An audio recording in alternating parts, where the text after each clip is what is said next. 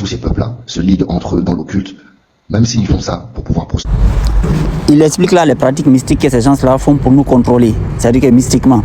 Il explique que, par exemple, eux, aux Antilles, leur symbole, ça a toujours été le coq. Et donc, quand les gens là, ils font des pratiques mystiques sur le coq, ça veut dire que c'est comme s'ils faisaient les pratiques là sur eux, en fait. Vous voyez, non? Il dit que chaque peuple, en fait, a un symbole, un animal totémique, c'est-à-dire qu'un animal auquel il est associé. C'est-à-dire que pour lui, cet animal-là, c'est lui, en fait. Et bien, de la même manière, en réalité, nous, les peuples en Afrique, on a le même problème, en fait. C'est-à-dire que ces gens-là, les Noirs qui sont venus s'installer en Afrique, là, si vous regardez leur culture, ils sont tous contre nos animaux totémiques. L'un de nos animaux les plus totémiques, c'est le chat. Le chat, chez nous, il est sacré, parce qu'on ne le mange pas. Et la plupart, traditionnellement, dans les villages, les femmes, elles sont toujours associées au chat. Elles ont un chat, en fait. La plupart dans les villages, culturellement parlant. Parce que moi-même, c'est que ça, je l'ai même bien vu. Toutes les femmes qui ont beaucoup d'attachement à la mystique ancienne avaient des chats en général. Voilà. Et nous, on ne mange pas un chat. C'est inimaginable même dans notre culture. Voilà. Si vous quittez là-bas, tous les ethnies noires quasiment, surtout les côtes là, ils sont tous systématiquement, ils mangent le chat. Tous. Et la manière dont ils éliminent le chat là, c'est très particulier.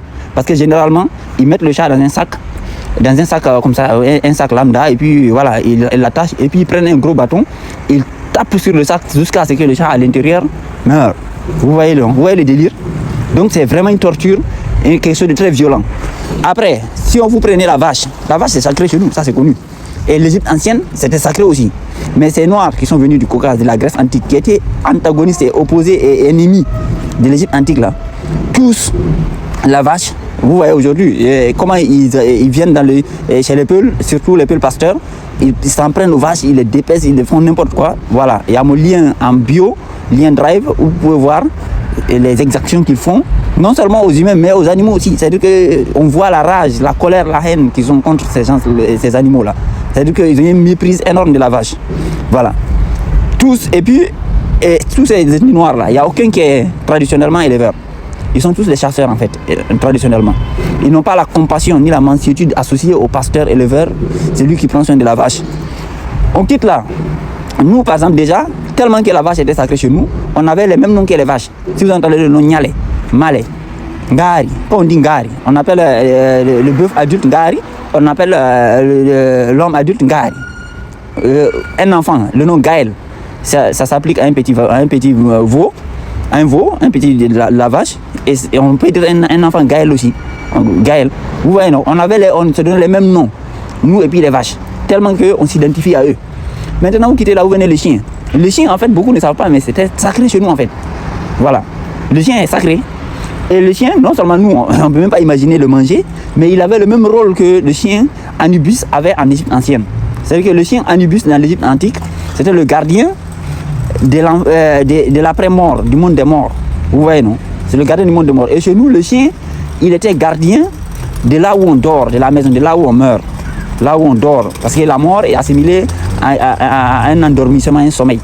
Donc chez nous, le chien est typiquement, son rôle, c'est le gardien de la maison. Il était toujours posté à l'entrée de la maison. Pas comme en Occident ici où le chien il est à la chambre et machin, il dort. Non. Nous, le chien, il était gardien. C'était ça son rôle. Le chien, il surveillait l'entrée de la maison, l'entrée de là où on dort. Vous voyez, non? Et c'est le même rôle que le chien là avait en Égypte ancienne en réalité.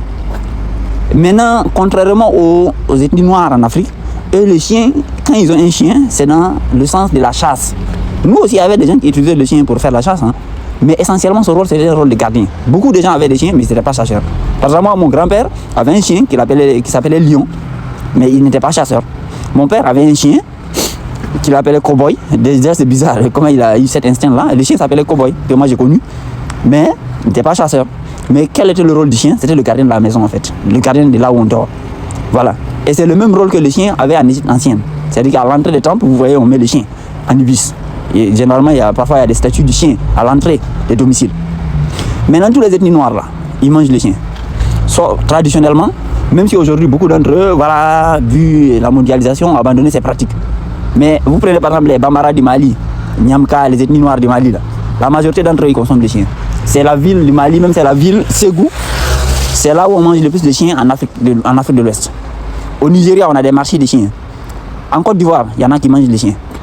Et ils utilisent aussi le chien dans les pratiques qu'on dit religion traditionnelle, où le chien souvent est très torturé. Parce que j'ai vu moi-même des pratiques comme ça, des documentaires, où le chien il est dépecé vivant. C'est-à-dire que des trucs extraordinaires, quoi. On ne peut même pas les décrire. Tellement que la violence et la brutalité, voilà. Et que ce soit, en fait, dans tous les peuples des côtes, là, la plupart mangent des chiens.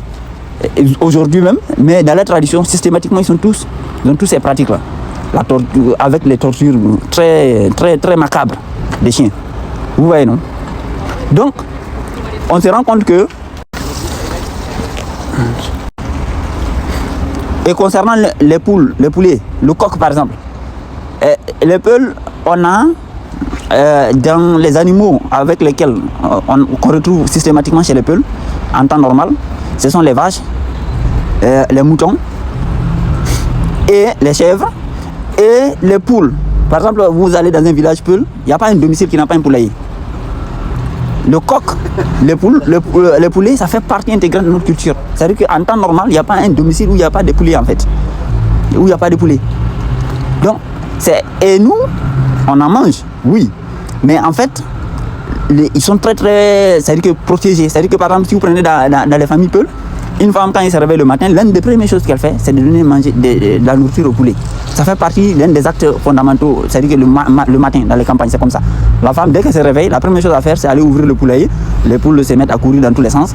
Après, elle vient leur donner à manger. Donc c'est quelque chose de très très identitaire auquel on est associé en fait. C'est des animaux totems en fait. Et maintenant, si on quitte là, on vient au serpent. Le serpent, il est sacré chez nous. Ça, c'est dans tous les mystiques, on sait que le serpent, c'est un être qui est très sacré, intimement lié au peuple. Et même dans nos rites initiatiques anciens, c'est-à-dire que l'enfant, quand il va dans la brousse, il rencontre un serpent, on considère que c'est un esprit divin qu'il rencontre en fait. Voilà. C'est-à-dire que, et nous, on a les cimetières de serpents qu'on appelle Wande. Par exemple, au Fouta Djallon, on les appelle Wande.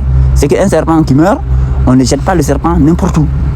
On va aller, il y a un endroit où il faut le mettre qu'on appelle Wande, qui est un cimetière de serpents, et personne ne construit là-bas, ça n'est jamais détruit. Vous voyez, non? Et on ne tue pas les serpents généralement. C'est très rare. Et parfois, souvent dans les domiciles, surtout en campagne, vous allez voir que dans la propriété, il y a une zone où il y a un serpent. Et les gens savaient qu'il y a un serpent là, mais on laisse la zone, on laisse les arbres, on ne coupe pas les arbres, on laisse là sauvage, c'est-à-dire qu'avec les arbres et tout, parce qu'on sait qu'il y a un serpent là-bas. Et donc on laisse la zone comme habitat du serpent. Vous voyez, non? Dans ceux qui ont les cultes traditionnels là, eux là, ils ont toujours ces pratiques là. Donc, maintenant si vous prenez tous les ethnies noires, ils ont tous la consommation du serpent. Ils consomment le serpent. Le python, les serpents qu'on dit venimeux, non venimeux. C'est-à-dire que ça fait partie vraiment de leur alimentation quand ils ont la possibilité, surtout dans les campagnes. Donc vous voyez, de la même manière, si je vous incite à aller écouter sa vidéo, en fait, nous aussi, en Afrique, là, ces noirs là, les pratiques alimentaires, les pratiques comportementales sont tous en antagonie. C'est qu'ils sont ennemis par rapport à nous, ils sont antagonistes à nous. Et ils nous combattent dans les pratiques, que ce soit alimentaires et autres, spirituellement parlant, mystiquement parlant, ils nous combattent.